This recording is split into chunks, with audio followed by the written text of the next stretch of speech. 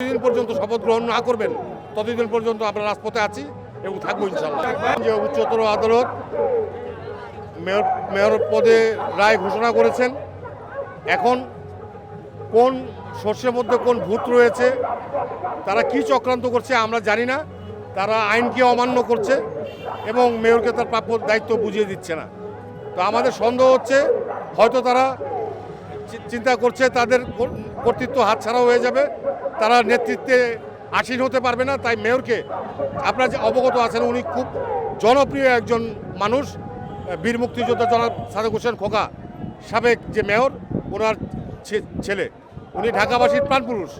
তাই এই চক্রান্তকারীরা চাচ্ছে যাতে এই মানুষ এই জায়গায় বসতে না পারে, তাহলে ঢাকাবাসীর স্বপ্ন পূরণ হবে এবং যাদের স্বপ্ন ক্ষমতায় আসবার জন্য তাদের স্বপ্ন ধূলিসাৎ হয়ে যাবে।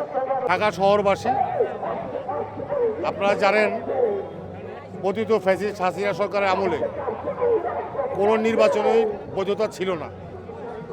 তারা রাতের অন্ধকারে ভোট কারচুপির মাধ্যমে সকল নির্বাচন কার্য সম্পন্ন করেছে। আমাদের ঢাকাবাসীর প্রাণের নেতা জননেতা ইঞ্জিনিয়ার ইশরাক হোসেন, উনি মেয়র নির্বাচনে অংশগ্রহণ করেছেন। ব্যাপক কারচুপির মাধ্যমে এই প্রশাসনতন্ত্র এবং আমলাতন্ত্রের জটিলতায় তারা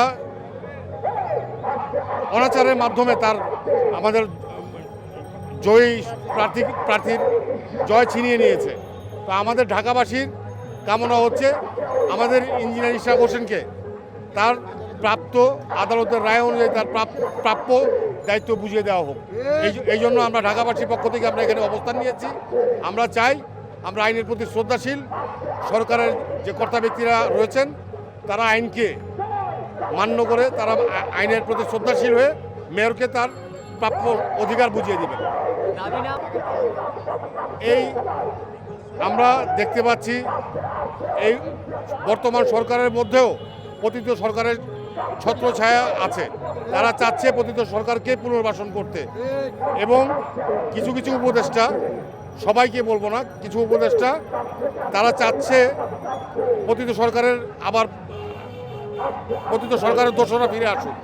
তারা যদি আমাদের দাবি না মেনে নেয়, আমাদের এই আন্দোলন চলমান থাকবে।